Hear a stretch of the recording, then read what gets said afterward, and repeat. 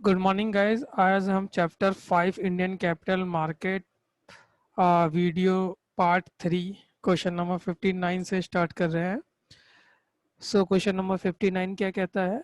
Suppose a dealer quotes all in cost for a generic swap. एक generic swap के लिए जो उसकी ऑल इन कॉस्ट है वो है एट द रेट 8%। अगेंस्ट किसके अगेंस्ट है? 6 month LIBOR LIBOR flat. If the notional principal amount of the swap, अगर notional principal amount of the swap 5 lakh है, calculate semi annual fix payment. Means उस dealer को कितनी सेमी एनुअल फिक्स पेमेंट होगी। सो यहाँ answer number हम 59 का part 1 start करते हैं। कैलकुलेशन ऑफ सेमी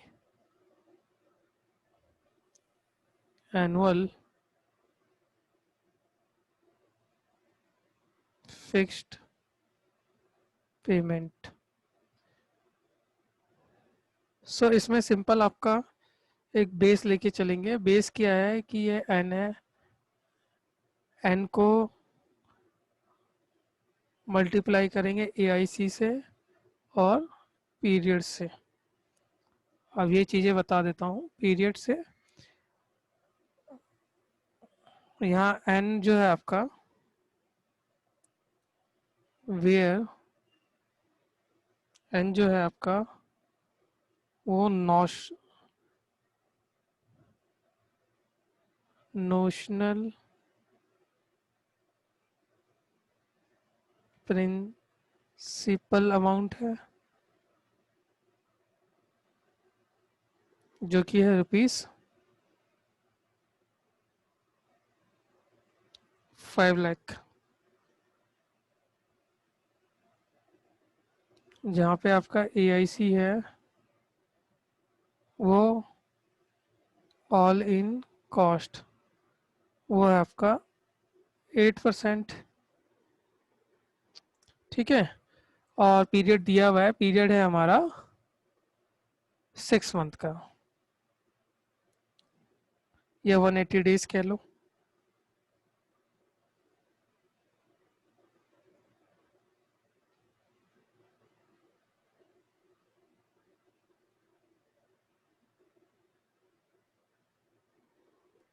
सो हम पहले क्वेश्चन में सेमी एनुअल फिक्स्ड पेमेंट निकाल सकते हैं। बिल्कुल सिंपल है। ₹5 लाख इंटू में 8% फॉर 180 डेज और 6 मंथ, तो ये आ जाएगा ₹20,000। सो यहाँ पे पार्ट 1 फिनिश्ड होता है दोस्तों। अब पार्ट 2 की बात करते हैं। फाइंड द फर्स्ट, ये तो फिक्स की बात हो गई थी, एक तरीके का fix payment. Find the first floating rate of payment for one above. अब फिक्स के साथ साथ हमें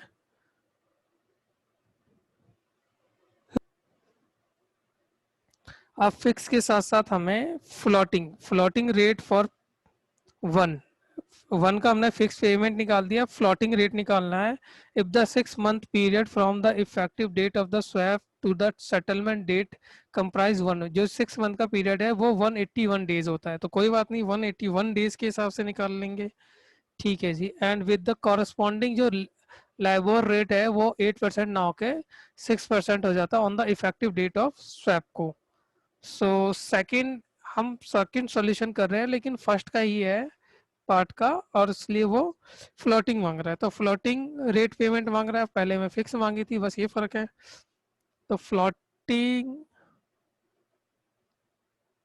रेट पेमेंट में हुआ क्या आपका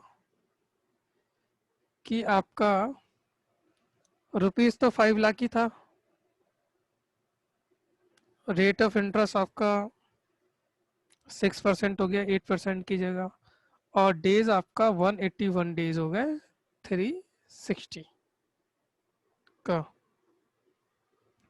ठीक है दोस्तों, सो इसको आप कैलकुलेटर पे करोगे।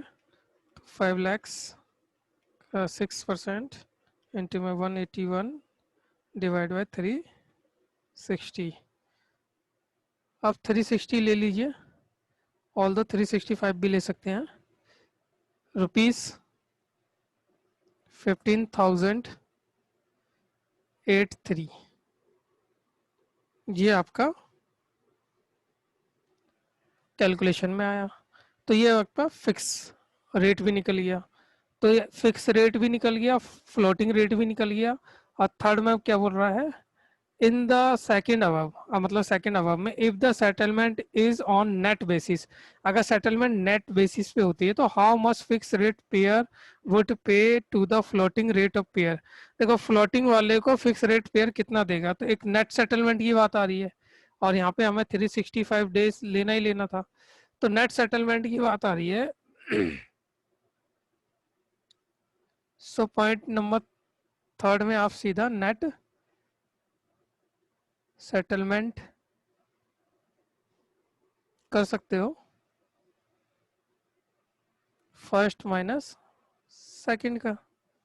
तो फर्स्ट था रुपीज आपका 20,000, 20,000 माइनस रुपीज 15,083, सो ये आ जाएगा आपका रुपीज 4917। सो हमारा ये क्वेश्चन नंबर 59 जो था, सिंपल क्वेश्चन था, थोड़ा सा अगर लॉजिक लगाएंगे तो हो जाएगा। तो यहाँ पे हमारा 59 क्वेश्चन नंबर फिनिश होता है दोस्तों। क्वेश्चन नंबर 60 स्टार्ट करते हैं दोस्तों। A incorporation and B incorporation intend to borrow $2 lakh and $2 lakh in yen। मतलब A इनकॉर्पोरेशन को डॉलर बोरो करना है, B इनकॉर्पोरेशन को एक तरीके से येन बोरो करना है, येन, ठीक है, respectively for a time horizon of 1 year। यहाँ पे आप $2 लाख को 120 से मल्टीप्लाई कर दीजिए, 2,40,00,000 येन आ जाएगा। सो बी लिमिटेड को येन चाहिए, ए बी इनकॉर्पोरेशन को, ए इनकॉर्पोरेशन को डॉलर चाहिए in respect of the time for the period of 1 year। The prevailing interest rate as follow. क्या है, अगर ए इनकॉर्पोरेशन, क्योंकि ए इनकॉर्पोरेशन को आपको बोरो करना है डॉलर, तो उसे 9% का इंटरेस्ट देना पड़ेगा। और बी इनकॉर्पोरेशन की बात करूं मैं, तो बी इनकॉर्पोरेशन को येन बोरो करना है और उसे 8% का इंटरेस्ट देना होगा। एक्सचेंज रेट $1 इक्वल टू में 120 येन है। अब कहीं ना कहीं आपको ये लग रहा होगा कि ये जो रेट ऑफ इंटरेस्ट है ये बहुत ज़्यादा कॉस्टली है, तो इसमें ये क्या करते हैं, करेंसी स्वैप कर लेते हैं, और करेंसी स्वैप करके जो हमारा इंटरेस्ट कॉस्ट है वो कहीं ना कहीं रिड्यूस हो सकता है। तो उसी बात को यहाँ पर इस पैराग्राफ में बोला गया है। जैसे they entered in a currency swap under which it is agreed that B incorporation will pay A incorporation at the rate 1% over the Y loan interest rate, which will have to pay as a result of agreed currency swap। मतलब B incorporation क्या करेगी, जो येन का loan है वो 1% ज़्यादा करके ए incorporation को दे देगी, क्योंकि बी इनकॉर्पोरेशन भी वो लोन उठाएगी। और ए इनकॉर्पोरेशन क्या करेगा, will reimburse the interest to B incorporation only to the extent of 9%। देखो बी ए इनकॉर्पोरेशन 9% के हिसाब से उसे इंटरेस्ट दे देगा। Keeping the exchange rate invariant, quantify the opportunity gain or loss component of the ultimate outcome result from design currency swap। सो इस question का solution करते हैं, सो आपको और बेटर अंडरस्टैंडिंग होगी। So cash flow for a incorporation, सबसे पहला हम लेते हैं cash flow for a incorporation. तो ए इनकॉर्पोरेशन क्या कर रही है, वो बोरो करेगी और येन में कन्वर्ट करके ट्रांजैक्शन। अब देखो, और कैश फ्लो, आप सिंपल तरीका है। देखो, ए इनकॉर्पोरेशन बोरो करेगी। अब देखो, बोरो तो करेगी, अब वो अपनी कंट्री में करेगी तो उसको येन तो मिलेगा नहीं, उसको मिलेगा डॉलर। तो उसने डॉलर बोरो कर लिया जी। कितना डॉलर बोरो कर लिया, 2 लाख का डॉलर बोरो कर लिया। 2 लाख का डॉलर देकर येन मिल गया उसको, कितने का, 2 करोड़ 40 लाख का। अगर मैं इस स्वैप करूं 2 करोड़ 40 लाख को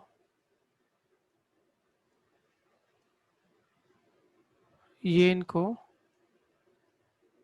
डॉलर में, तो मेरा स्वैप होकर 2 लाख डॉलर चला गया।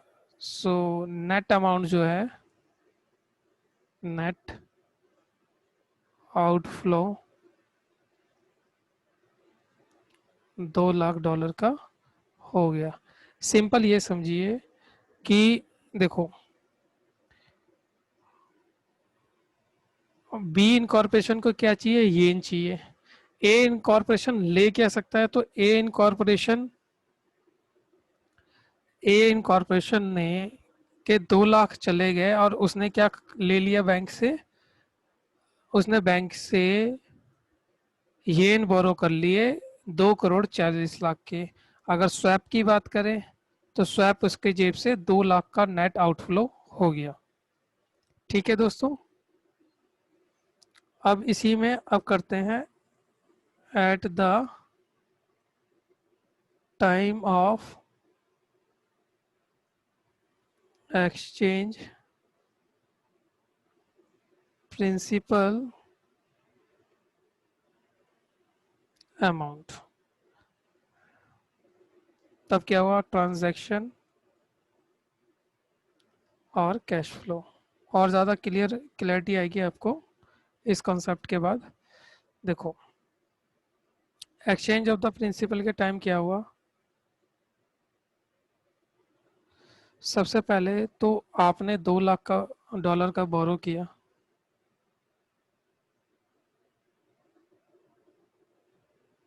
इंटरेस्ट टू लेंडर, मतलब आपने बैंक से आपने क्या बोरो कर लिया, येन बोरो कर लिया। तो अगर आपने येन बोरो किया तो येन आपका 2 करोड़ 40 लाख का, उस पे आप 5% का इंटरेस्ट दोगे। क्योंकि देखो, आप क्या करोगे, येन उठा लोगे अपनी कंट्री से और बी को दे दोगे, और बी क्या करेगा, डॉलर उठाएगा अपनी कंट्री से और ए को दे देगा। अब देखो, बी को कितना पे करना पड़ा, बी ने जब उठाया लेंडर को या बैंक को, तो उसने तो 5% का पे करना है। तो उसकी जेब से चले गए 12 लाख येन और जाएंगे। ठीक है जी, plus interest received from B. तो बी से कितना इंटरेस्ट मिला,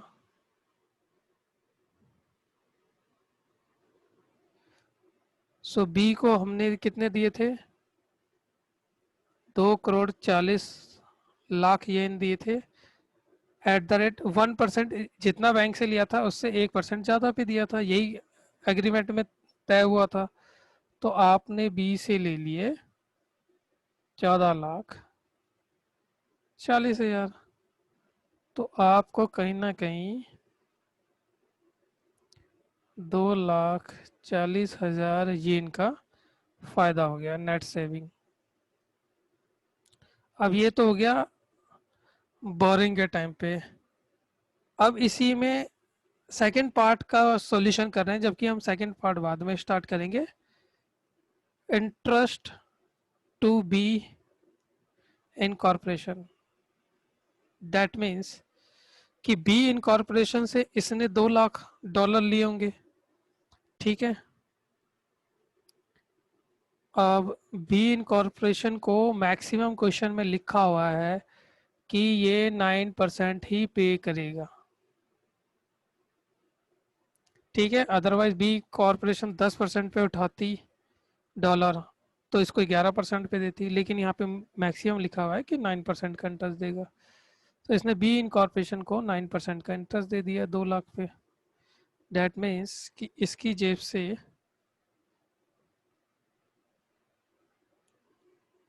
18,000 डॉलर चले गए। और मैं इस नेट सेविंग को भी कन्वर्ट कर सकता हूँ डॉलर में, टू डॉलर। मतलब मेरी सेविंग हुई है 2,40,000 की, और 120 का आपका कन्वर्ट रेट है, तो $2,000 की। अब देखो $2,000 की मेरी सेविंग हुई है, कॉस्ट मेरा $18,000 का हुआ है। तो नेट इंटरेस्ट कॉस्ट मुझे कहीं ना कहीं ए को $16,000 का पड़ा। तो पार्ट वन में आप ये समझेंगे कि देखो करेंसी स्वैप तो हो ही रहा है, सामने वाले को जैसे बी को येन में चाहिए तो हमने बोरो कर लिया, येन में बोरो कर लिया। ऑल दो हमारी जेब से तो $2,00,000 गए, जब हमने उसे बैंक से लिया होगा तो $2,00,000 चले गए। अब उन्होंने हमने क्या किया कि 5% का तो इंटरेस्ट हमने बैंक को पे कर दिया येन के हिसाब से, और 6% हमने बी से ले लिया। तो हमें यहाँ पर येन में फायदा हो गया, उस येन को हमने कन्वर्ट कर दिया डॉलर में। और एग्जैक्टली अगर हम इंटरेस्ट और बी इनकॉर्पोरेशन से हमने $2,00,000 लिए, तो मैक्सिमम उसे हम 9% का इंटरेस्ट देंगे, तो वो 18,000 हो गया। तो टोटल हमारा नेट कॉस्ट पड़ रहा है 16,000। जबकि अब यहाँ पे आपको बात और समझ में आएगी। Now A incorporation used dollar use $2,00,000 at the net cost of borrowing of $16,000 देकर उसने $2,00,000 यूज कर लिए, जो कि हुआ 8%। अगर आप ये समझो, ए अगर अपनी ही कंट्री में बोरो करता तो उसे 9% का इंटरेस्ट देना होता कि नहीं होता, और अभी उसने कितना इंटरेस्ट दिया, 8% दिया। जबकि although borrowing cost would have been 9%, जबकि बोरिंग कॉस्ट हमारी 9% हो जाती। दस देयर इज सेविंग ऑफ 1%। आपने 1% की सेविंग कर ली इस करेंसी स्वैप से, जो कि एक बहुत अच्छी बात है। अब बी के अकॉर्डिंग देख लेते हैं। Cash flow for B incorporation. तो बी ने क्या किया, बी ने क्या किया, पहला इसमें है at the time of exchange principal amount, eight the time of exchange principal amount. देखो बोरो कितना किया, बोरोइंग तो उसने सीधा का सीधा $2 लाख बोरो कर लिए। अगर इसे ये वो स्वैप करेगा तो स्वैप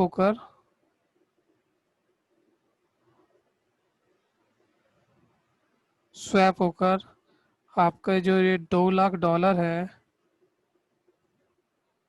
वो 120 के हिसाब से कहीं ना कहीं 2 करोड़ 40 लाख येन बन जाएगा।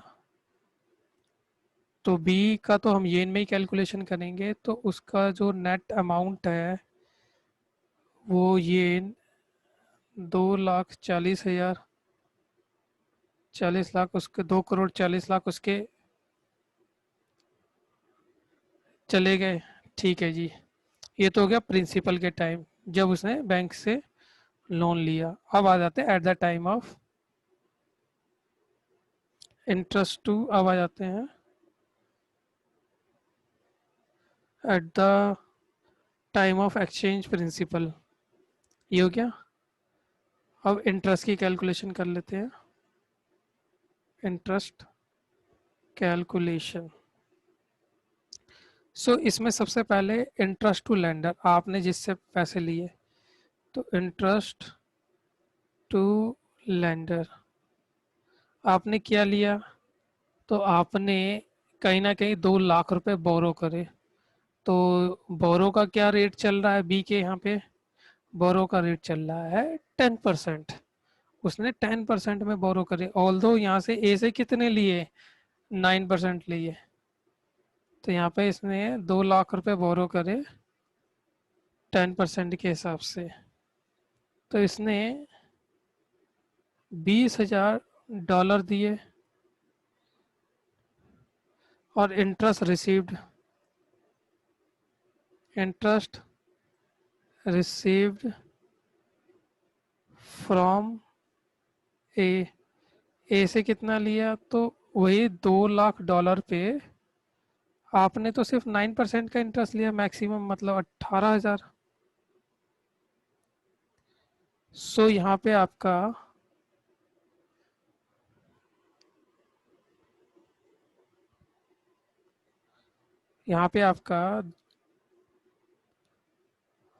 $2 लाख की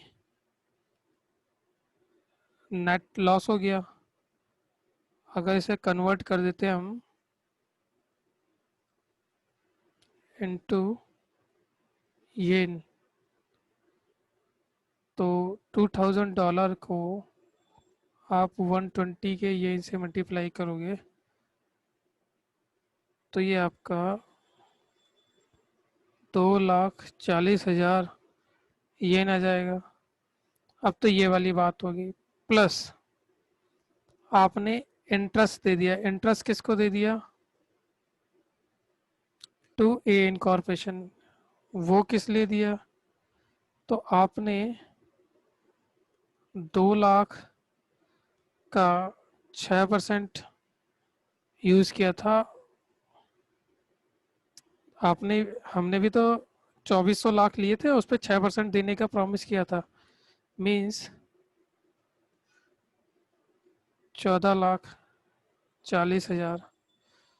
तो टोटल हमारी जेब से कितने गए, 16,80,000 येन चले गए।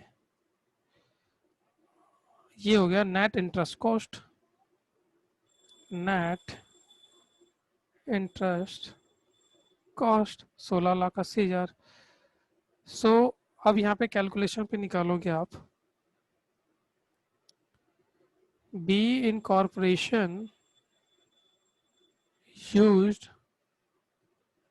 2 करोड़ 40 लाख येन at the net cost of borrowing of येन 16,80,000 जो कि आपका पड़ता है 7%। अगर बी अपना खुद यूज करता तो बी को कहीं ना कहीं 8% का देना पड़ता इंटरेस्ट, और यहाँ पे कितना हो रहा है 7% ही बैठ रहा है।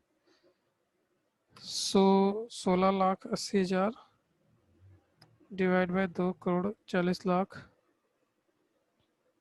इंटू 100 7%।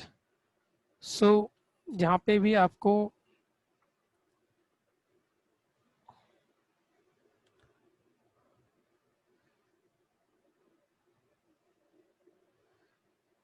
%7 पड़ा है, although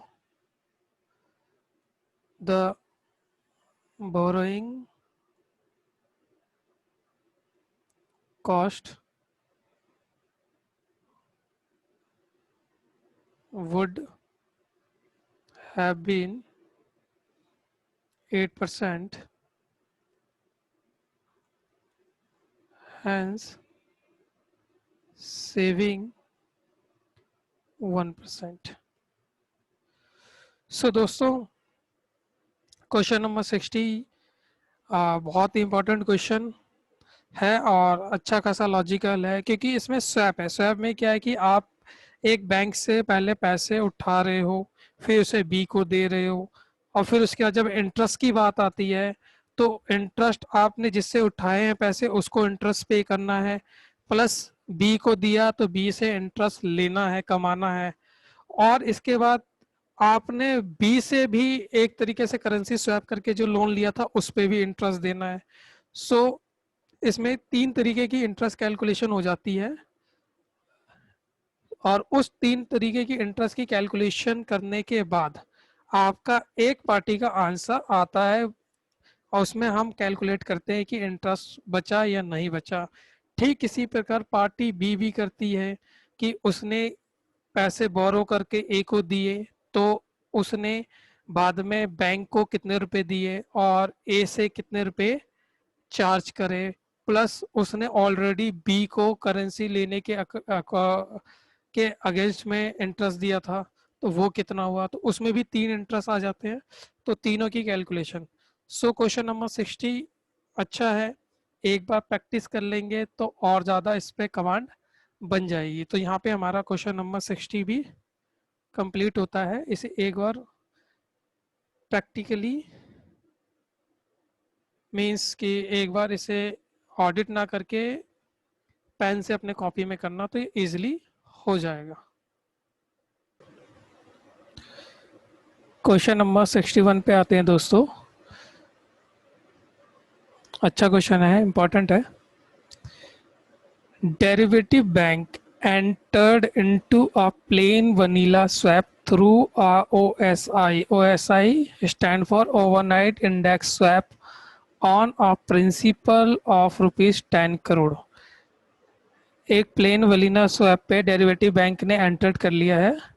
agreed to receive MIBOR overnight floating rate for a fix payment on the principal.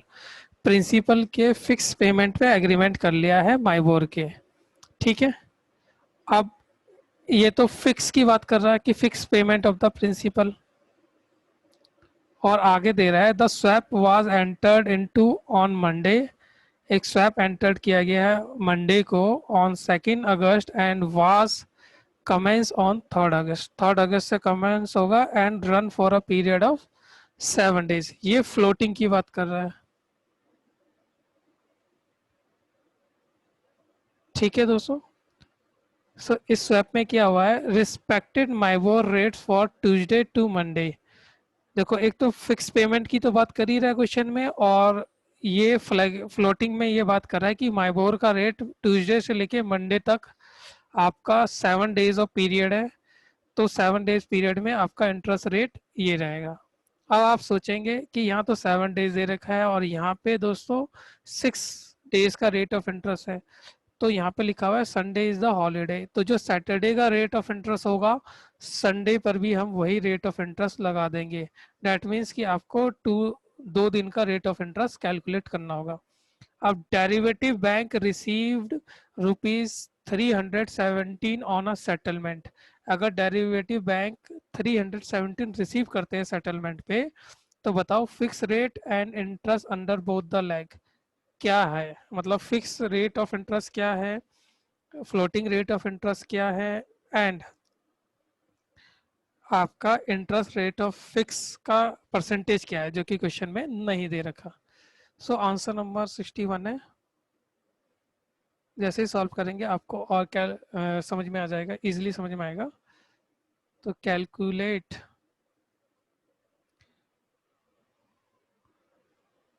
Floating interest amount.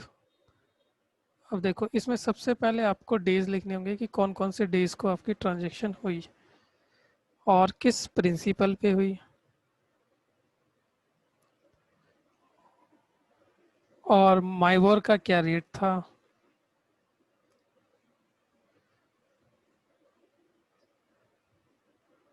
और कितना इंटरेस्ट बना।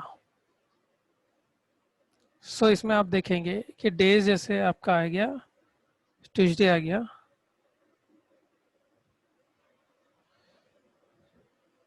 अब ट्यूसडे में आपने प्रिंसिपल जो था आपका वो 10 करोड़ का था।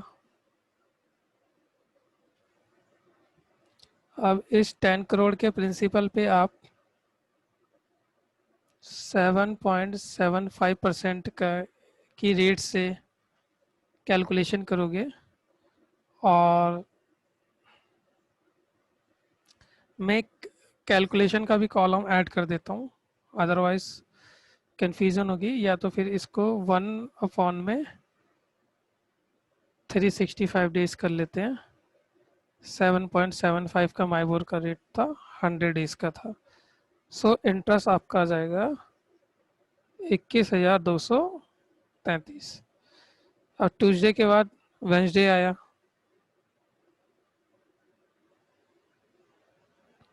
अब वेंसडे को क्या हुआ आपका, देखो अमाउंट एक्यूमुलेट होता जाता है, तो ये 10 करोड़, ये बात याद रखना, ये 21,233 हो गया। अब इस पे जो रेट ऑफ इंटरेस्ट है वो है 18.15%, और इस पे भी एक दिन का आपको इंटरेस्ट मिलेगा। सो आपका इंटरेस्ट हो गया 22,334। अब वेडनेसडे के बाद कौन सा डे आएगा आपका, थर्सडे आएगा। और थर्सडे को जो अमाउंट है वो 10,22,334 हो गया। ठीक है दोस्तों। अब इस पे आपको जो इंटरेस्ट मिलेगा वो 8.12% का मिलेगा 1 डे का, तो ये 365, तो ये आ गया आपका 22,256। अब थर्सडे के बाद आपका आ गया फ्राइडे। फ्राइडे का आपका अमाउंट है 10,22,000। एक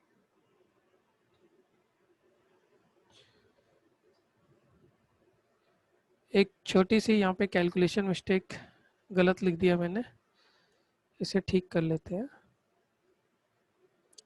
जब हम 10 करोड़ 21 में 22,000 जोड़ेंगे तो ये 10,43,567 हो जाएगा। तो उसका 8.12% करेंगे 1,365 का, तो वो 22,256 आएगा।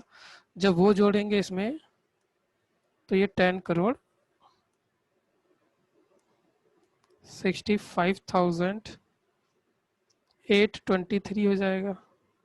और उस पर हम 7.95 का रेट ऑफ इंटरेस्ट से एक दिन का इंटरेस्ट देंगे, वो बनेगा हमारा 21,795। अब फ्राइडे के बाद देखो सैटरडे आया एंड संडे, दोनों का एक साथ लेंगे, जब ये अमाउंट इसमें जोड़ेंगे सैटरडे संडे का, तो ये 10,87,618 बन जाएगा। और 2 दिन का जो इंटरेस्ट रेट आप सैटरडे संडे का लगाओगे वो 7.98 अपॉन में 100 इंटू में 2 डेज का लोगे 365 से।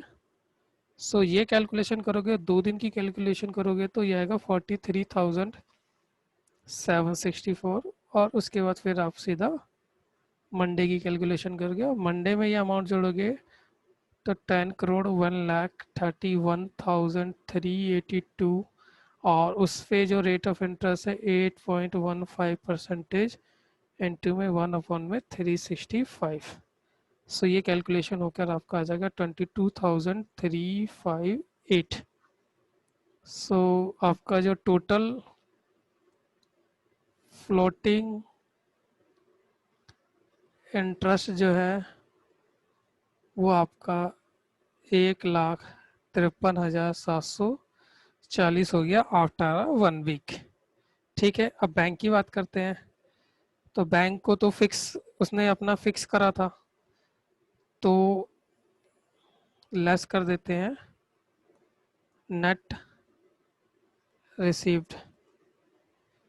तो जैसे ही लेस करेंगे नेट रिसीव्ड, तो बैंक को एक्सपेक्टेड इंटरेस्ट ऑफ फिक्स, क्योंकि बैंक को 317 मिल गया था इतना, तो वो इसमें से आप लेस कर दोगे तो आपको पता चलेगा कि जो फिक्स इंटरेस्ट रेट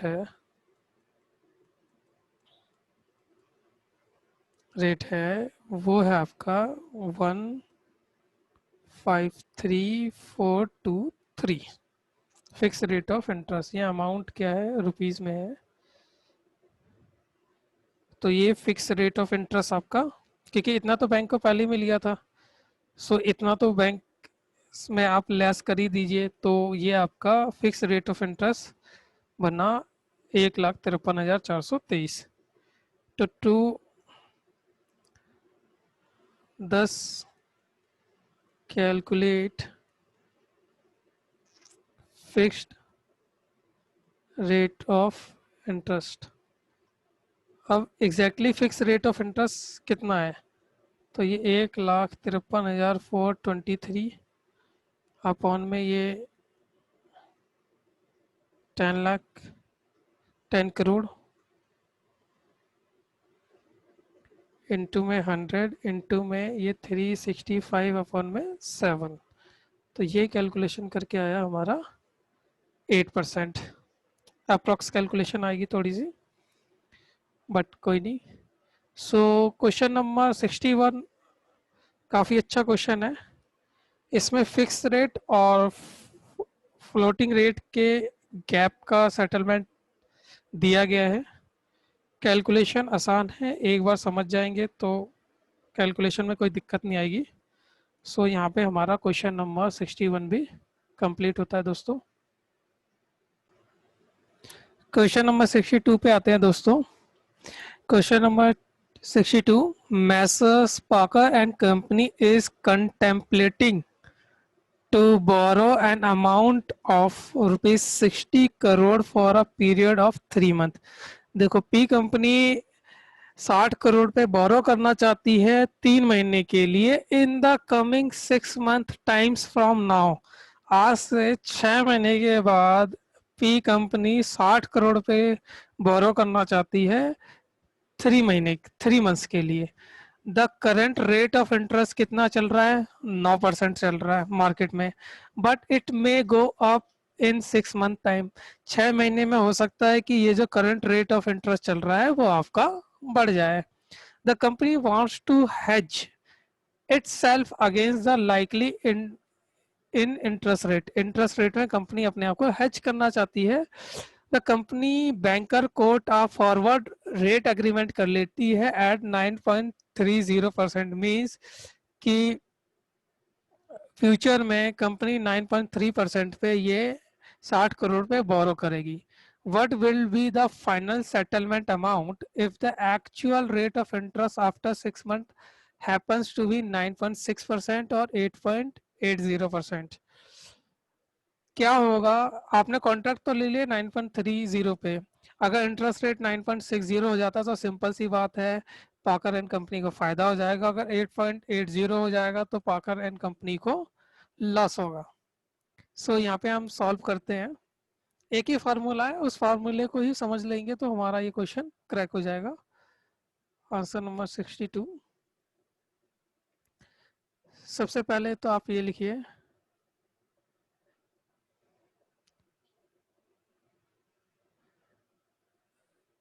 इसमें पहला पार्ट है आपका, if actual interest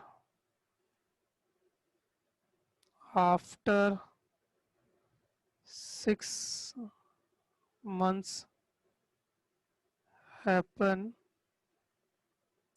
to be 9.60%। तो आपको फाइनल जो सेटलमेंट है बाय यूजिंग फार्मूला, आपको कौन सा फार्मूला लगाना है? सो फार्मूला है कि आपको जो नॉशनल अमाउंट है उसमें आपका जो फाइनल रेट है और जो एग्रीमेंट रेट है,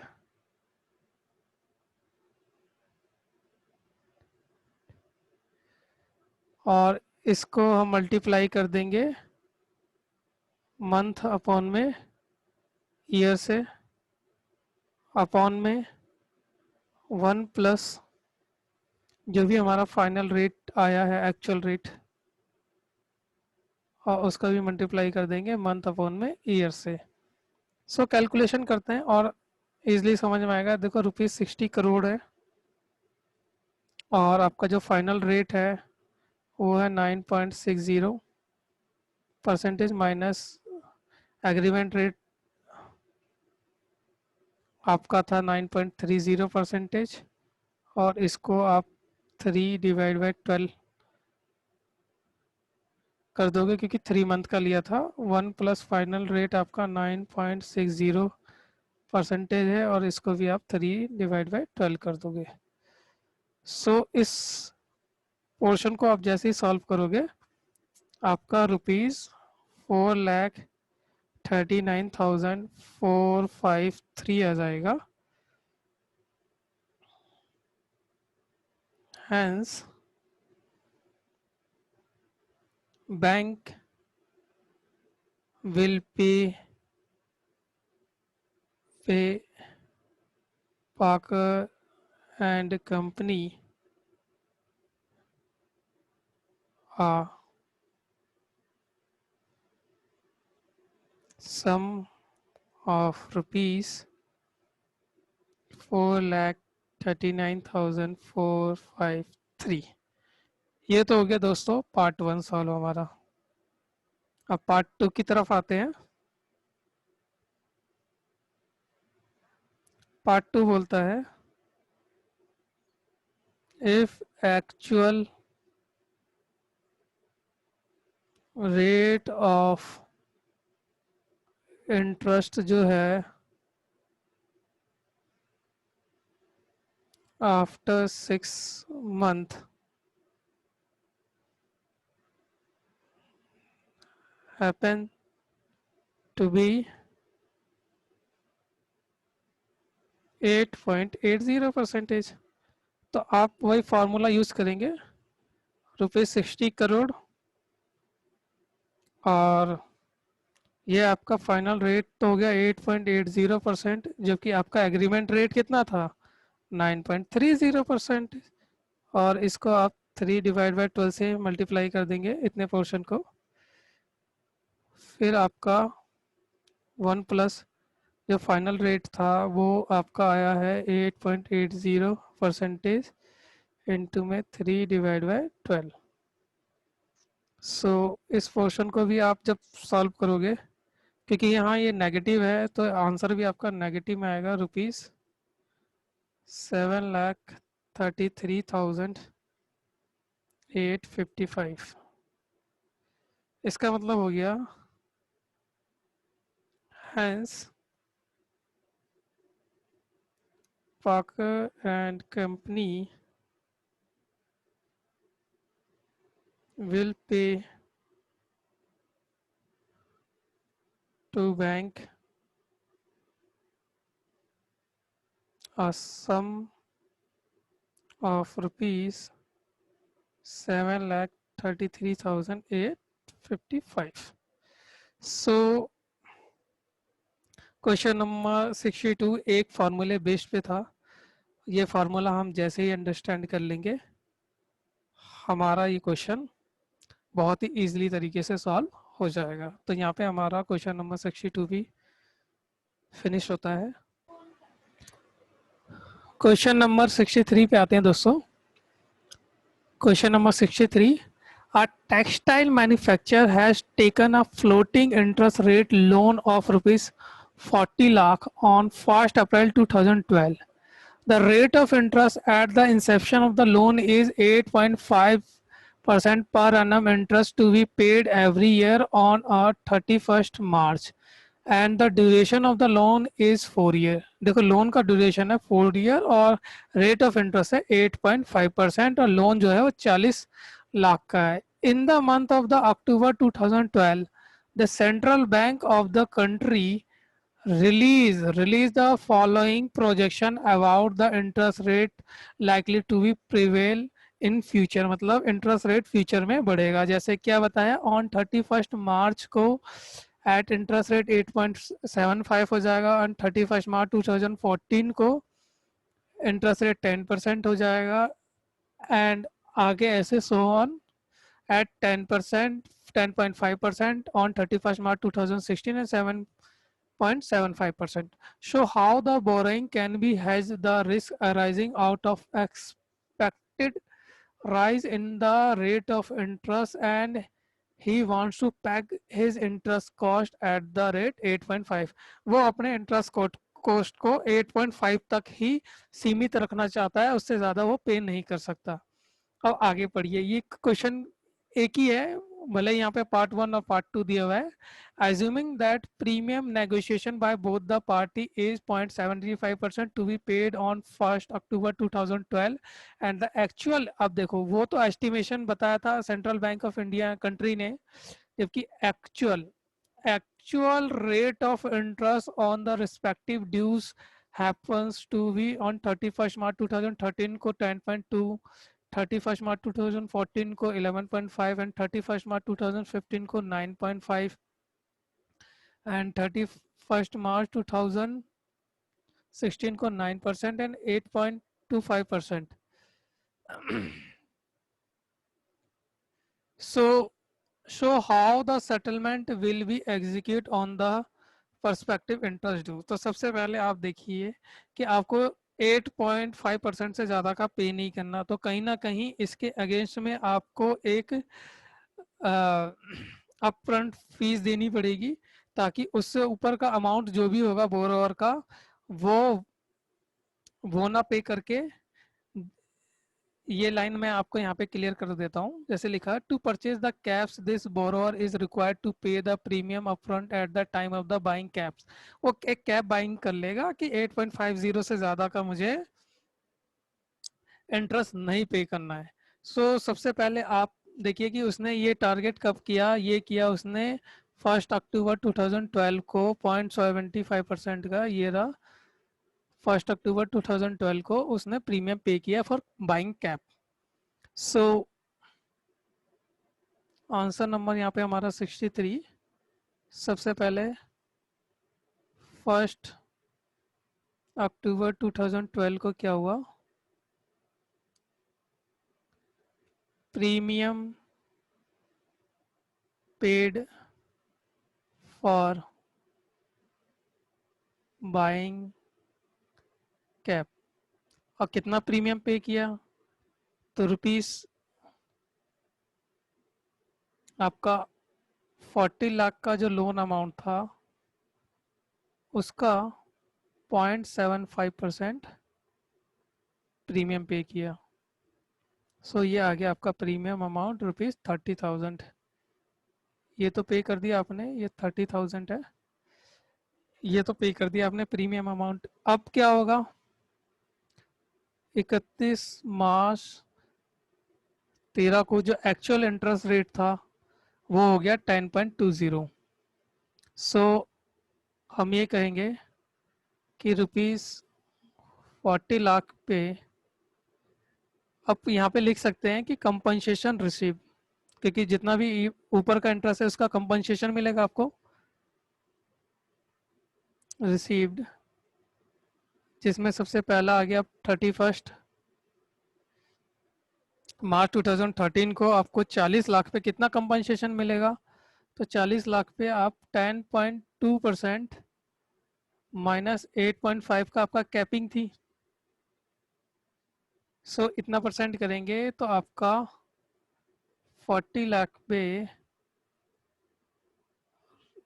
1.70% करेंगे तो ये आ जाएगा ₹68,000। आपको 68,000 रुपये का कंपनसेशन मिलेगा। फिर अगली डेट आएगी, अगली डेट आई आपकी 31 मार्च 2014। तो 31 मार्च 2014 को जो इंटरेस्ट रेट है वो 11.50% हो गया, जबकि आपकी कैपिंग थी 11.50 की। तो आपको 3% का कंपनसेशन मिलेगा। तो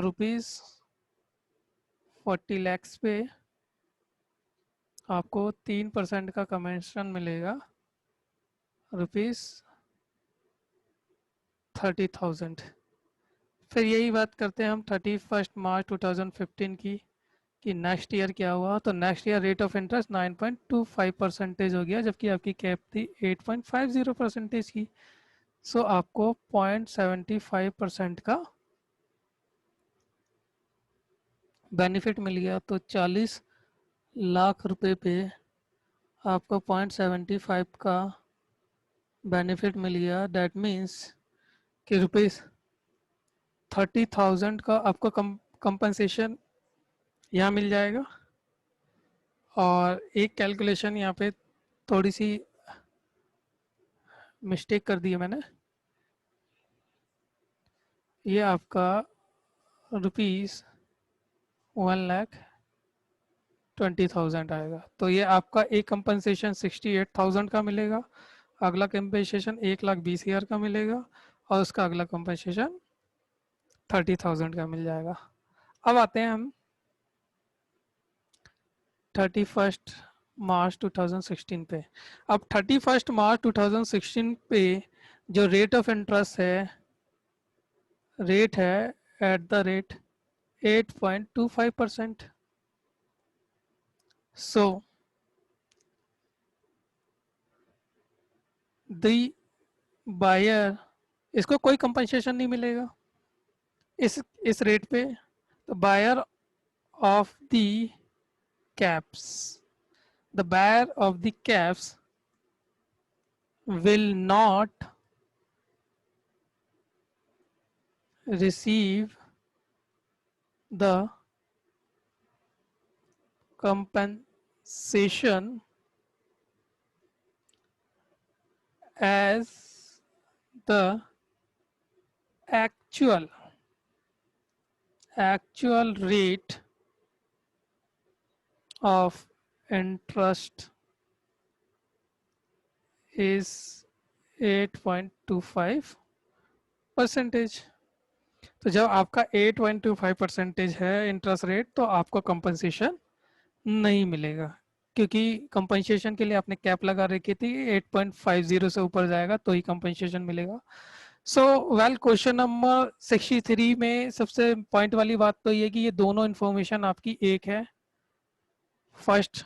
और सेकंड ये है कि क्वेश्चन, बस क्वेश्चन लेंदी है, सॉल्यूशन इसका इतना लेंदी नहीं है, जिसमें आपको एक तरीके से प्रीमियम अमाउंट देना है, और उसके बाद अगर आपका रेट ऑफ इंटरेस्ट हाई हो जाता है, आपको पे करना पड़ता है फ्यूचर में हाई रेट ऑफ इंटरेस्ट, तो आप एज अ कंपनसेशन, क्योंकि आपने एक प्रीमियम देकर एक कैप्स की लिमिट लगा ली है, तो जितना इंटरेस्ट रेट हाई हो जाएगा उतना आपको एक कंपनसेशन वापस मिल जाएगा। तो हमने कंपनसेशन और प्रीमियम दोनों की कैलकुलेशन कर ली।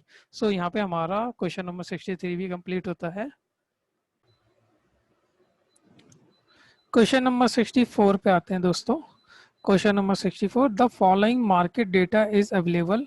मार्केट डेटा अवेलेबल है, क्या है? जो स्पॉट रेट है एक यूएस डॉलर पे 116 जापानीज येन है, और डिपॉजिट रेट पर एनम की बात करें यूएसडी डॉलर और जापानीज वाई की, तो 3 मंथ का तो 4.50 है। अगर 6 मंथ के लिए डिपॉजिट रेट लेते हैं हम, डिपॉजिट की बैंक में डिपॉजिट कराएंगे तो 4.5 का मिलेगा, और 6 मंथ के लिए आपको 5% का इंटरेस्ट मिल जाएगा। और जेपी वाई की बात करें तो 0.25 है, और 0.25% है 3 मंथ के लिए और 6 मंथ के लिए। अब forward rate agreement for yen is nil. Forward rate agreement yen के लिए नील नील है। What should be 3 month forward rate agreement at 3 month forward. मतलब 3 महीने के बाद जो 3 महीने का फॉरवर्ड रेट एग्रीमेंट है वो क्या होगा? सो अगर मैं पहले पार्ट की बात करूँ, आंसर नंबर 64 का पार्ट 1, तो 3 मंथ का हमारे को फॉरवर्ड रेट एग्रीमेंट निकालना है। तो आप मैं एक आपको एक सिचुएशन रख रहा हूँ, उस सिचुएशन में पहले इसके लिए लिख देते हैं हम 3 मंथ्स जो इंटरेस्ट रेट है वो 4.5% है, एंड 6 मंथ्स का इंटरेस्ट रेट है वो है 5%। सो आप एक सिचुएशन एनालिस कीजिए। देखिए, अगर किसी भी अमाउंट पे मैं 5% का इंटरेस्ट लगाऊं 6 मंथ का, तो वो इक्वल टू होगा किसी अमाउंट पे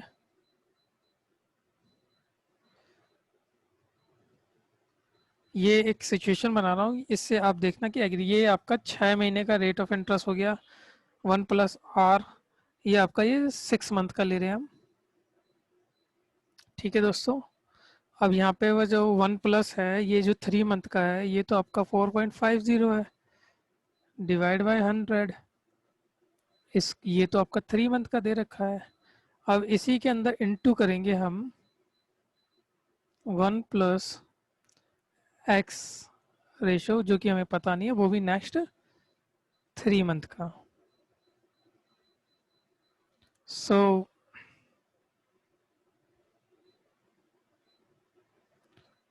ये सिचुएशन है। जब इस सिचुएशन को सॉल्व करेंगे तो ये 1.025 इक्वल टू में 1.01125 1 अपॉन में 1+X/400। सो इस पूरी सिचुएशन को सॉल्व करेंगे तो हमारा एक्स रेट ऑफ इंटरेस्ट 5.44% आ जाएगा। मतलब नेक्स्ट 3 मंथ के लिए जो रेट ऑफ इंटरेस्ट है वो 5.44% होगा। सो यहाँ पे पार्ट 1 इज फिनिश्ड। पार्ट 2 क्या कह रहा है? पार्ट 2 इंपॉर्टेंट है। द 6 मंथ एंड 12 मंथ जो लाइबोर आर, देखो 6 मंथ का रेट 5% है, 12 मंथ का है 6.5 है, और एक बैंक कोट कर रहा है वो भी 6 मंथ और 12 मंथ का जो रेट है वो 6.5 एंड 6.75 कर रहा है। अब यहाँ पे सबसे पहले क्वेश्चन पूछ रहा है कि क्या कोई आर्बिट्रेज अपॉर्चुनिटी अवेलेबल है। तो इसमें भी आप ये देखेंगे कि 6 मंथ का रेट ऑफ इंटरेस्ट कितना है। तो 6 मंथ का रेट ऑफ इंटरेस्ट 12 मंथ का, क्योंकि इसमें 6 मंथ का मांगा है, तो 12 मंथ का रेट ऑफ इंटरेस्ट है 6.5 इक्वल टू में 1+ ये 5% है, ये आपका सिर्फ और सिर्फ 6 मंथ का है, इनटू में 1+ जो रेट ऑफ इंटरेस्ट है इसको x मान लेंगे, और ये भी आपका नेक्स्ट 6 मंथ का है। सिंपल दोस्तों। तो जब आप इस सिचुएशन को भी सॉल्व करेंगे, सो ये आपका 1.065 इक्वल टू 1.025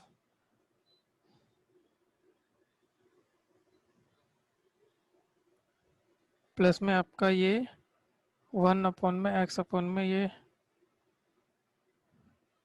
20 आ गया। सो ओवरऑल आप इस सिचुएशन को जब सॉल्व करेंगे तो x इक्वल टू में 7.80% आ जाएगा और ये आपका पर एनम का आएगा। पर एनम का नहीं, ये आपका रिमेनिंग 6 मंथ का आएगा।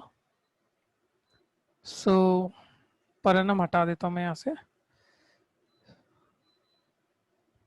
अब इसको आप इसकी आर्बिट्रेज अपॉर्चुनिटी से कंपेयर कर सकते हैं कि आपने नेक्स्ट 6 महीने में 7.80 कमाया। सो हम आंसर में लिखेंगे यस आर्बिट्रेज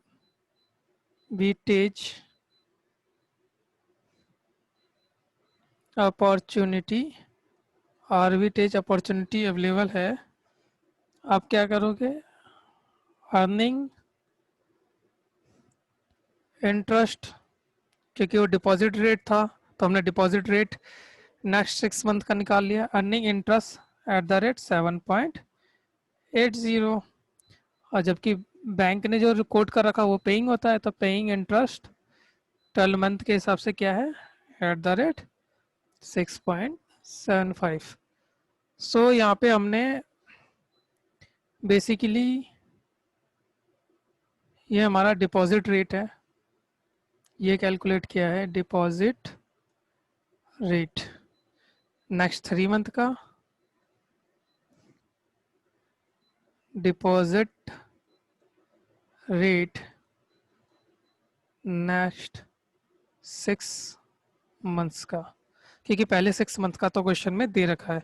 तो दोनों ही सिचुएशन में हमने डिपॉजिट रेट निकाल लिया और हमने आर्बिट्रेज की सिचुएशन भी एनालाइज कर ली कि आर्बिट्रेज सिचुएशन इसमें वैलिड है। बंदा 7.80 पे कमा सकता है और इंटरेस्ट 6.75 का दे सकता है। तो यहाँ पे हमारा क्वेश्चन नंबर 64 भी कंप्लीट होता है। क्वेश्चन नंबर 65 पे आते हैं दोस्तों। From the following data for government securities calculate the forward rate. हमें फॉरवर्ड रेट निकालना है, एक बेसिकली रेट ऑफ इंटरेस्ट। अब इसमें फॉरवर्ड रेट निकालने के लिए जो फेस वैल्यू है आपके गवर्नमेंट डिवेंचर की, वो 1 लाख की सिक्योरिटी 1 लाख की वैल्यू है। इंटरेस्ट रेट आपका 0 था, मैच्योरिटी 1 ईयर की है और करंट प्राइस है 91,500। तो इसमें आपको ये निकालना है कि आपको फॉरवर्ड रेट या फिर रेट ऑफ इंटरेस्ट कितना आपने इसमें अर्न किया। सेकेंड ईयर में आपका रेट ऑफ इंटरेस्ट तो 10% का है, लेकिन करंट प्राइस आपका 98,500 है, फेस वैल्यू इसकी 1 लाख है और मैच्योरिटी पीरियड है 2 ईयर का। और थर्ड में जो इंटरेस्ट रेट है आपका 10.5 है, करंट प्राइस आपका 99 है और फेस वैल्यू आपकी 1 लाख है। सो इसको आप सॉल्यूशन करेंगे तो ये क्वेश्चन आपको बेटरली और समझ में आ जाएगा। अब आंसर नंबर 65 स्टार्ट करते हैं। सबसे पहले consider 1 year treasury bill, consider 1 year 1 year treasury bill. देखो 1 ईयर के ट्रेजरी बिल को कंसीडर करेंगे तो ये आपका देखो रुपीज़ 91,500 है। अब आप देखिए कि मैच्योरिटी होकर आपको 1 लाख रुपए मिलेंगे। तो जो 1 लाख रुपए मिले हैं, इसको चाहो तो मैं ये 1+R इसमें आप ऐड करेंगे तो ये 1 लाख बनेगा। तो ये आपका रुपीज़ 91,500 इक्वल टू में रुपीज़ 1 लाख अपॉन में 1+ रेट ऑफ इंटरेस्ट बन गया। तो ये 1+ rate of interest equal to में रुपीज़ 1 लाख अपॉन में रुपीज़ 91,500 आ गया। सो आर की वैल्यू आप जब कैलकुलेट करेंगे तो 1.093 आ जाएगी फॉर द 1 ईयर, क्योंकि रेट ऑफ इंटरेस्ट तो कुछ भी ऐसा था नहीं। अब बात सेकेंड उसकी बात करते हैं, जिसके लिए करते हैं कंसीडर 2 ईयर ट्रेजरी बिल। अगर हम कंसीडर करते हैं 2 ईयर्स ट्रेजरी बिल्स को, तो देखो 2 ईयर के बाद जो मैच्योरिटी वैल्यू 98,500 तो आपका करंट प्राइस है, अगर 1 लाख को आप इसके रेट ऑफ इंटरेस्ट 1.093 से डिवाइड कर दोगे, सो आपकी वैल्यू 91,500 आ जाएगी। ये तो 1 ईयर का हो गया, लेकिन यहाँ पे हमें 2 ईयर का रेट निकालना है। तो 2 ईयर में प्लस सेकेंड ईयर में आपकी वैल्यू 10% का इंटरेस्ट भी आपको मिलेगा। तो कुल मिलाकर 1 लाख का तो था, 10% का आपको इंटरेस्ट भी मिलेगा 1 साल में। सो 10% का जो इंटरेस्ट मिलेगा, ये भी आपका 1.0931 प्लस रेट ऑफ इंटरेस्ट यहाँ पे आपको निकालना पड़ेगा इनटू में। सो अगर आप इस सिचुएशन को भी हम सॉल्व करेंगे, सो हमारा R इक्वल टू में आ जाएगा 1.2625। हो सकता है ये सिचुएशन आपको उतनी क्लियर ना हुई हो, लेकिन ये आपकी फर्स्ट ईयर की सिचुएशन है, और ये आपकी सेकेंड ईयर की सिचुएशन है, जिसमें आपको डबल इंटरेस्ट और रेट से आपको डिवाइड करना पड़ेगा, जिसमें दूसरे का रेट आपको पता नहीं है। ठीक है दोस्तों, अब हम थर्ड ईयर की बात करते हैं। तो थर्ड ईयर में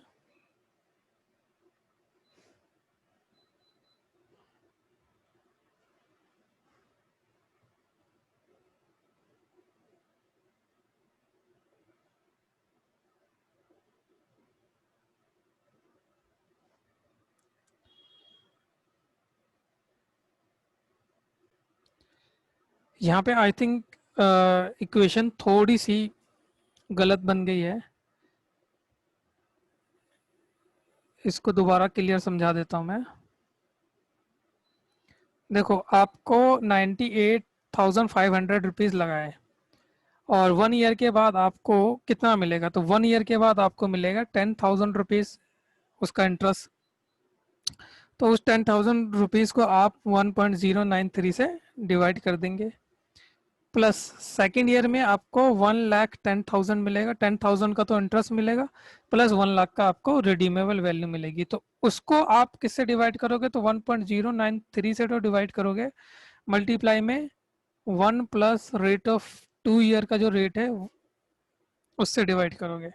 सो ये सिचुएशन आपकी बन गई ₹98,500 इक्वल टू में 9149.131 प्लस 1,10,000 अपॉन में 1.093 प्लस रेट सेकेंड ईयर का।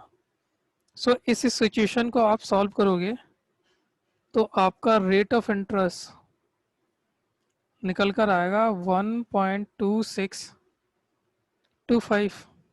तो सेकेंड ईयर का भी आपको रेट ऑफ इंटरेस्ट निकल के आ गया सामने। अब करते हैं कंसीडर 3 इयर्स की गवर्नमेंट सिक्योरिटी की बात, क्योंकि तीसरे ईयर में हमारे पास कितना रेट ऑफ इंटरेस्ट है? 10.5।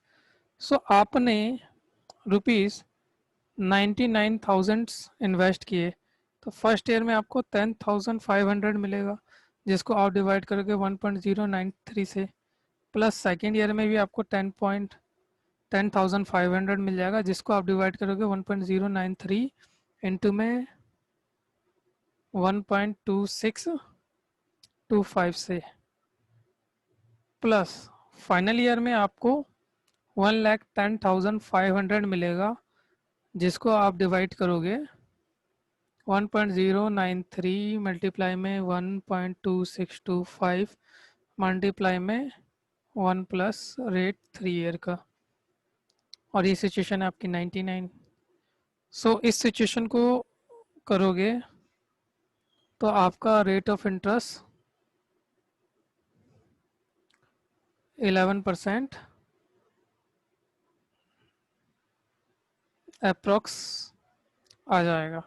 तो फर्स्ट ईयर का रेट ऑफ इंटरेस्ट, इस क्वेश्चन में हमने फर्स्ट ईयर का रेट ऑफ इंटरेस्ट जो भी फाइनल वैल्यू थी उससे डिवाइड करके बेसिकली निकाल लिया। फिर सेकेंड ईयर का भी rate of interest same calculation करिए और थर्ड ईयर का भी। बस सेकेंड ईयर में याद रखना कि सेकेंड ईयर में फर्स्ट ईयर में तो आपको इंटरेस्ट ही मिलता है, जो हमने पहले सॉल्यूशन करते समय गलती कर दी थी।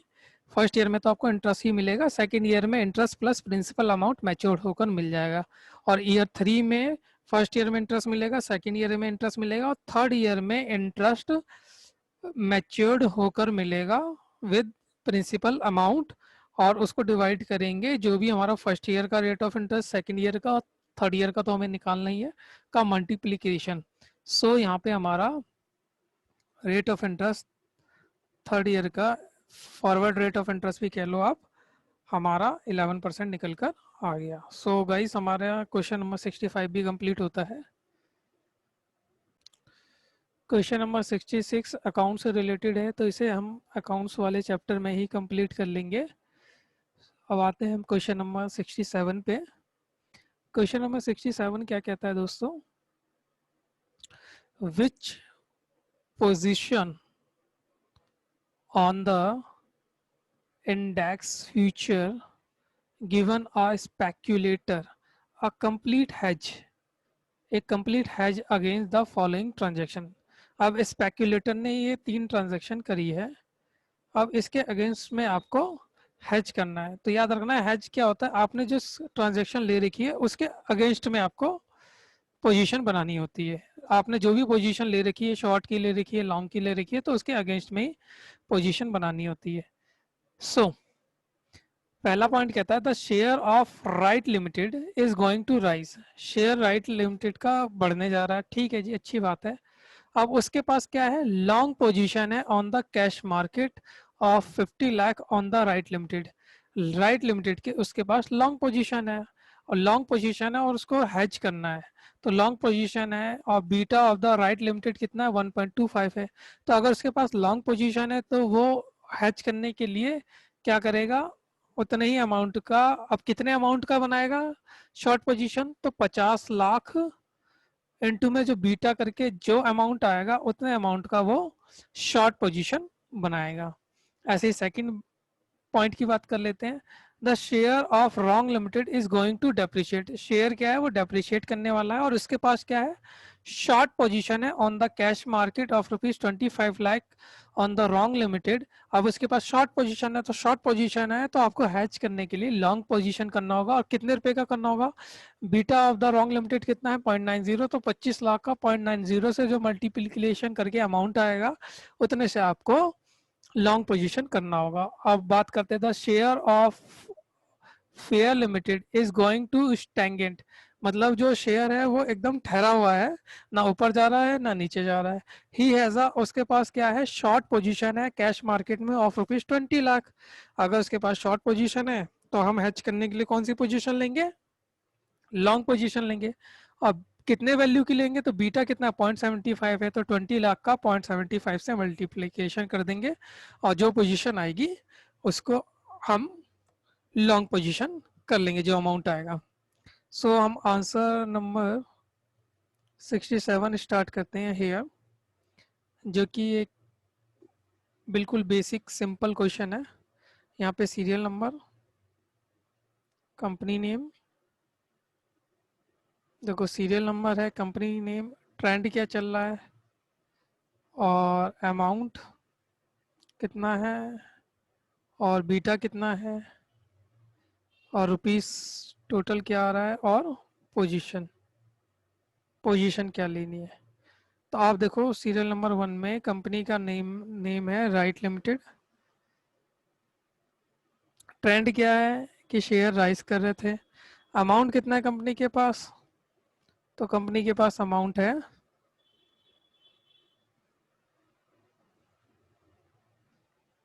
50 लाख का, और बीटा कितना है 1.25, तो टोटल अमाउंट हो गया 60.250 लाख। तो पोजीशन क्या थी आपके पास, पहले लॉन्ग पोजीशन थी, तो आप क्या कर लोगे, शॉर्ट पोजीशन। तो पहला पॉइंट यहाँ पे खत्म हो गया। अब यहाँ पे दूसरे पॉइंट की बात करते हैं, तो कौन सी कंपनी है, रॉन्ग लिमिटेड। और क्या हो रहा है, इस ट्रेंड क्या चल रहा है, तो डेप्रीशिएट हो रही है। ठीक है जी, डेप्रिशिएट हो रही है। और अमाउंट कितना आपने पोजीशन में लगाया? 25 लाख लगाया है। बीटा कितना आपका? 0.90। तो टोटल अमाउंट कितना आएगा आपका? 22,50,000। 22,50,000। आपके पास क्या पोजीशन थी? शॉर्ट थी। तो आप क्या करोगे? अब लॉन्ग पोजीशन ले लोगे 22.50 लाख की। अब ऐसे ही थर्ड पोजीशन पे आते हैं। सो थर्ड पोजीशन में कौन सी कंपनी है हमारी? Fair limited. और ट्रेंड क्या चल रहा है? स्टैग्नेंट है इसका इसका शेयर।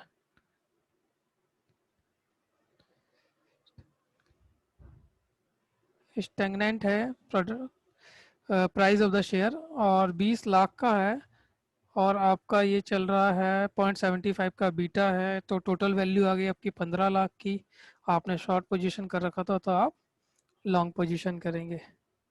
सो इस तरीके से दोस्तों क्वेश्चन नंबर हमारा ये 67 है। ये जस्ट अपोजिट वाला क्वेश्चन है कि आपने जो पोजीशन ले रखी है उसको हैच करने के लिए उसकी अगली पोजीशन आपको क्या लेनी है।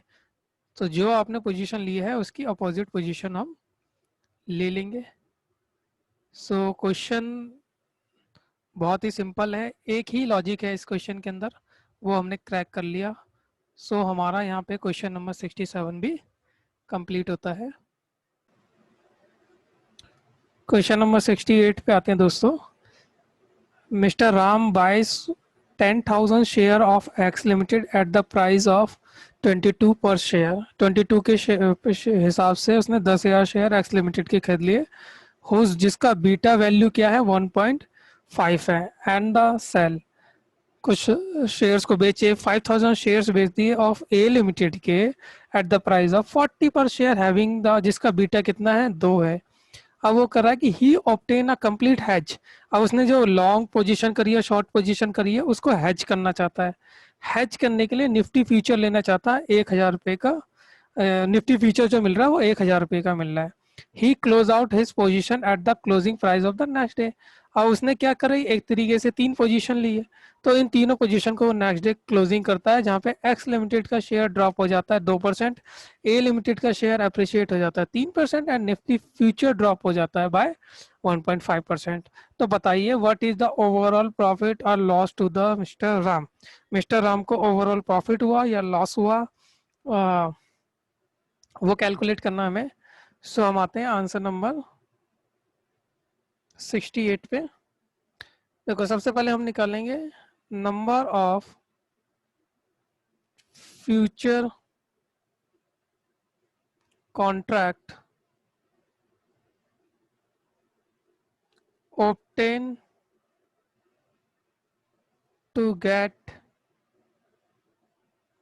complete hedge। कंप्लीट हैज के लिए नंबर ऑफ कॉन्ट्रैक्ट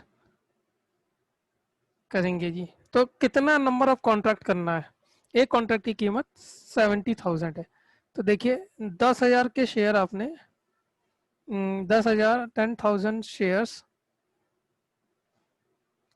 आपने 22 रुपीज़ के हिसाब से खरीदे, जिसका बीटा बीटा था 1.5।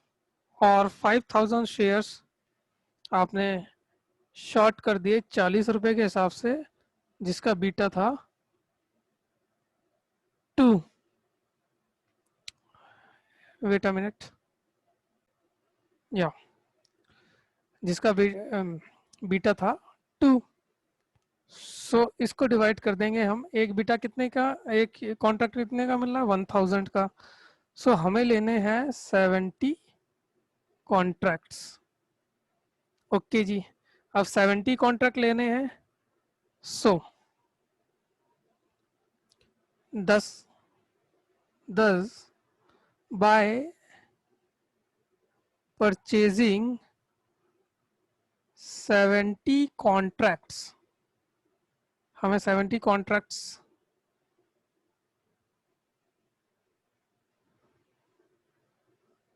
निफ्टी फ्यूचर के to be long to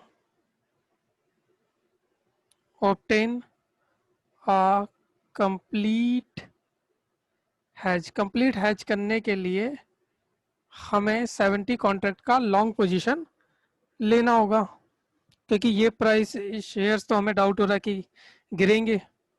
okay जी।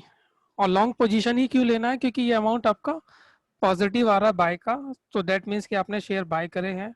तो और आपको लग रहा है कि ये शेयर के प्राइस फ्यूचर में गिर जाएंगे, इसलिए आपको यहाँ पे इसका हैज करने के लिए आपको फ्यूचर निफ्टी फ्यूचर बाय करना पड़ रहा है, ताकि अगर इसके प्राइस गिरे तो ये यहाँ से कवर हो जाए। अब कैश आउटले कैश आउटफ्लो की बात कर लेते हैं कि कैश आउटफ्लो कितना हुआ एग्जैक्टली क्योंकि वहीं से हमारा प्रॉफिट और लॉस कैलकुलेट होगा। तो देखो 10,000 शेयर्स, आपके 10,000 शेयर, ₹22 माइनस 5,000 के शेयर्स इंटू में ₹40 प्लस आपके 70 रुपीज़ का कॉन्ट्रैक्ट भी लिया आपने, 70 कॉन्ट्रैक्ट लिए 1,000 रुपीज़ के।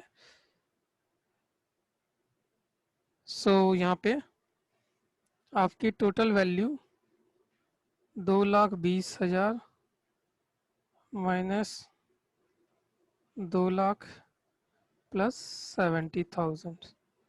सो आपकी नेट वैल्यू आ गई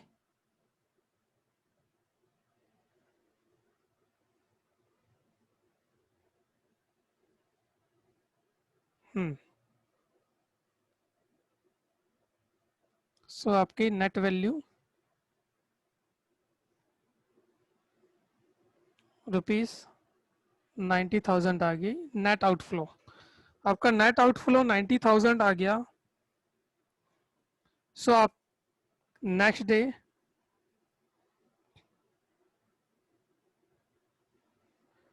क्लोज आउट कर रहे हैं, और जैसे क्लोज आउट कर रहे हैं तो आप क्या देखोगे, कैश इनफ्लो कितना हुआ। सो इसके लिए आप ये देखिए, आप 1,000 शेयर्स 22 रुपए के हिसाब से सेल तो करेंगे, लेकिन उसका प्राइस 2% गिर गया तो वो 98 बचा, माइनस 5,000 शेयर्स, वो आप इसे सेल करेंगे तो 40 रुपए, और इसका प्राइस कितना बढ़ गया आपका 1.03, और प्लस आपका 70 कॉन्ट्रैक्ट आपने लॉन्ग करा था, तो इसे सेल करोगे तो पैसे आएंगे इनटू में पॉइंट, क्योंकि ये भी गिर गया था 1.5, तो 0.985। सो इसकी कैलकुलेशन से हमें पता चला कि हमारे पास पैसे आए ₹78,550। तो हम कंप्लीट हैज नहीं कर पाए, और हमें net loss ₹78,550 minus ₹90,000 is equal to में ₹11,450, ये आपका ब्रैकेट में आएगा क्योंकि आपका लॉस है। सो क्वेश्चन नंबर 68 ओवरऑल एक तरीके से आपकी इन्वेस्टमेंट की कैलकुलेशन थी कि आपका इन्वेस्टमेंट पॉजिटिव में है या नेगेटिव में है। सो एक बार इसे ध्यान से समझेंगे तो ये क्वेश्चन आपको बहुत ही इजी लगेगा। तो यहाँ हमारा क्वेश्चन नंबर 68 भी कंप्लीट होता है दोस्तों। क्वेश्चन नंबर 69 पे आते हैं, बहुत ही इंपॉर्टेंट क्वेश्चन है दोस्तों। Question number 69, on 1 January 2013, date याद रखना, 1 January 2013, an investor has a portfolio of 5 share as given below. एक इन्वेस्टर के पास 5 शेयर का पोर्टफोलियो है। Security A, B, security C, और प्राइस इनका रिस्पेक्टिवली प्राइस भी दे रखा है, सिक्योरिटी डी, सिक्योरिटी ई, ये प्राइस दे रखा है और नंबर ऑफ शेयर्स, 5 कंपनी के नंबर ऑफ शेयर्स भी दे रखे हैं और हर एक शेयर का बीटा दे रखा है। ठीक है दोस्तों, अब क्वेश्चन में आगे इंफॉर्मेशन क्या है। The cost of the capital of the investor is 10.5%। जो कॉस्ट ऑफ द कैपिटल है इन्वेस्टर का वो 10.5% है। You are required to calculate the beta of his portfolio. Beta of his portfolio calculate करना है। तो पोर्टफोलियो का बीटा तो कैलकुलेट करना वेरी इजी है। अब उसके बाद हमें फिर थ्योरेटिकल वैल्यू निकालनी है, उसके बाद फर्दर इंफॉर्मेशन है और उस इंफॉर्मेशन के अकॉर्डिंग हमें काम करना है। सबसे पहले हम निकालते हैं बीटा ऑफ द पोर्टफोलियो, जो कि बहुत सिंपल है। यहाँ पे हमारा आंसर नंबर 69 स्टार्ट होता है। उसका हम पहला पार्ट करते हैं कैलकुलेशन बीटा ऑफ पोर्टफोलियो। अब इसमें सबसे पहले तो आप देखेंगे सिक्योरिटी, कितने पर टाइप की सिक्योरिटीज़ है, सिक्योरिटीज़, फिर इनका प्राइस देखेंगे, फिर इनके पास नंबर ऑफ शेयर्स देखेंगे, फिर देखेंगे इनकी वैल्यू कितनी हो गई, फिर देखेंगे कि वेट, फिर बीटा। इसे मैं थोड़ा सा और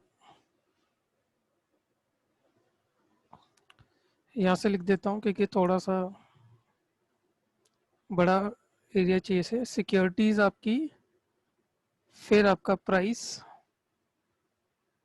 फिर आएगा आपका नंबर ऑफ शेयर, फिर आएगा आपका value, number of share, value, फिर आएगा आपका वेट, फिर आएगा आपका बीटा, देन आएगा आपका वेटेड बीटा। तो सिक्योरिटी की बात करें तो सिक्योरिटी ए है, बी है, सी है, डी है और सिक्योरिटी ई है। प्राइस आपका 349.30, 480.50, 593.52, 734.70 एंड 824.85। ये तो हो गया price of the share. Number of the share की बात करें तो 5000, 7000, 8000, 10,000 एंड 2000 है। और वैल्यू की बात करें तो इनका मल्टीप्लिकेशन कर देंगे तो हमारी वैल्यू आ जाएगी। तो इसकी वैल्यू है 17,46,500। इसकी वैल्यू आएगी आपकी 33,63,63,500। फिर वैल्यू आएगी आपकी 47,48,160। फिर वैल्यू आएगी आपकी 73,47,000। फिर आएगी आपकी 16,49,700। और इसका हम टोटल निकालेंगे तो 1,88,548,6, 1,88,54,860। अगर वेट की बात करते हैं तो 0.093, 0.178, 0.252, 0.390, 0.087, ये वेट आ जाएगा। वेट के बाद अगर बीटा की बात करें क्वेश्चन में तो बीटा हमें दिया हुआ है 1.15, 0.40, 0.90, 0.95, 0.85। वेट की बात करूँ तो इनका मल्टीप्लिकेशन कर देंगे तो 1.07। हो सकता है कहीं जीरो फ्रैक्शन का फर्क आए, 0.227, 0.370, 0.074।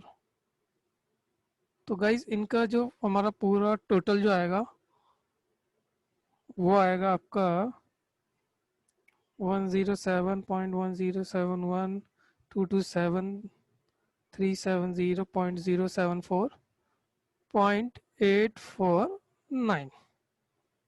सो यहाँ पर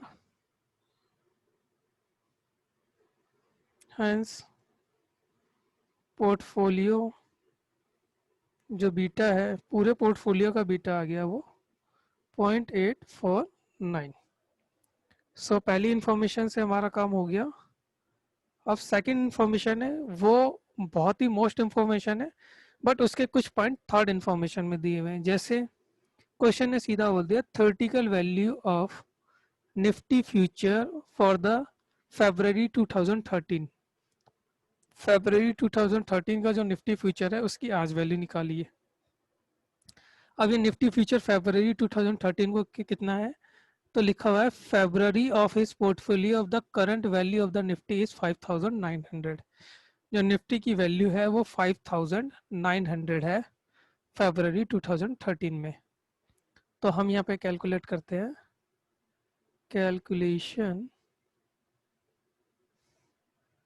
कैलकुलेशन दी theoretical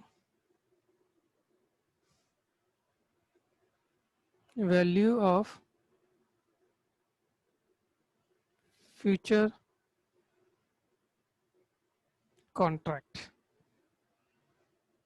जिसमें आपको कुछ नहीं, फ्यूचर वैल्यू आपकी कितनी है 5900, जो कि कंटिन्यूस कंपाउंडेंट का है, और रेट की बात करें तो 0.105 ही है, क्योंकि 10.5 का ये इंटरेस्ट रेट है हमारा। तो इसका 100 से डिवाइड करेंगे तो 0.105 होगा। और ये कितने दिन का है, तो आप लगाओगे 1 जनवरी का कॉन्ट्रैक्ट किया था तो 28 फरवरी का मंथ होता है 2013 में, तो वो 1 जनवरी के महीने में 30 दिन, फरवरी के 28, 58 डेज हो गए, और ये 365। सो यहाँ पे 5900, यहाँ ई की पावर हमारी चेंज होके 0.01668 हो गई। अब यहाँ पे ई की पावर, यहाँ पे हमारा 5900, यहाँ ई की पावर 0.01668 को कितना लिखेंगे, तो पहले मैं लिख देता हूँ फिर आपको समझा दूंगा कि ऐसी वैल्यू क्यों आई है। और ये हमारे अल्टरनेटिव में दिया हुआ है सॉल्यूशन 1.01682। तो यहाँ पे वैल्यू आ जाएगी आपकी 599.24। देखो यहाँ तक तो स्टेप समझ में आ गया। अब ये वैल्यू कहाँ से निकाली, क्योंकि बुक में तो ये वैल्यू दी नहीं है। बुक में तो ई की पावर 0.01558 दे रखी है। सो अगर इसकी वैल्यू निकालते हैं तो इसकी वैल्यू कितनी आ रही है 1.015811598। सो हमारी ये वैल्यू कितनी थी 0.01668, तो हमने इसकी वैल्यू कितनी निकाल दी 1.01682, कि इसमें ई की वैल्यू के लिए 1 ऐड कर दिया जैसे इसने यहाँ पे किया। ऐसा इस बुक के सॉल्यूशन ने अल्टरनेटिव तरीके से किया है, क्योंकि बेसिक तो यही है कि हम करते यही है, और बुक क्वेश्चन में इसकी वैल्यू देनी चाहिए थी, बट कोई नहीं। यहाँ पे ये हमारा प्रेजेंट वैल्यू आ गई। अब प्रेजेंट वैल्यू आ गई तो पॉइंट नंबर 3 क्या कह रहा है ये देख लेते हैं। सेकंड पॉइंट हो गया पॉइंट नंबर 3। पॉइंट नंबर 3 कहता है the number of the contract, कितने कॉन्ट्रैक्ट लोगे of the Nifty the investor need to sell to get the full hedge. अब नंबर ऑफ कॉन्ट्रैक्ट को सेल करना है, लेकिन लेना कितना है until the portfolio, until February for his portfolio if the current value of the Nifty is 5900 and the Nifty future will have minimum trade or lot और future की एक रिक्वायरमेंट भी है कि निफ्टी का जो फ्यूचर है वो 200 यूनिट में सेल होता है, लॉट में ही सेल होता है। Assume that the future are trading at their fair value. So simple है, अभी आपकी कैलकुलेशन यहाँ आ जाएगी। लिखा है when the total portfolio is to be hedge, हमें टोटल पोर्टफोलियो हैज करना है, तो टोटल पोर्टफोलियो की वैल्यू ले लेंगे, value of the spot position, value of spot position requiring hedge. और जब भी हैज करते हैं उसके बीटा से जरूर मल्टीप्लाई करते हैं कि उसके बीटे से जो इम्पैक्ट आता है। अब यहाँ पे हमें निफ्टी की value of the Nifty future रखना है, वैल्यू ऑफ निफ्टी फ्यूचर। अब ये तो रखना ही है, साथ में आपको क्योंकि नंबर ऑफ द कॉन्ट्रैक्ट भी है, नंबर ऑफ कॉन्ट्रैक्ट। सो आपकी वैल्यू कितनी थी, 188,54860, और पोर्टफोलियो का बीटा कितना था, 0.849। सो जितनी वैल्यू चेंज होगी उतने का आपको कॉन्ट्रैक्ट लेना है, और एक कॉन्ट्रैक्ट की वैल्यू 5994 है, 0.28 तो है, बट एक कॉन्ट्रैक्ट में आपके 200 यूनिट है। सो आपको जो नंबर ऑफ कॉन्ट्रैक्ट है 13.35 कॉन्ट्रैक्ट्स ले लेने।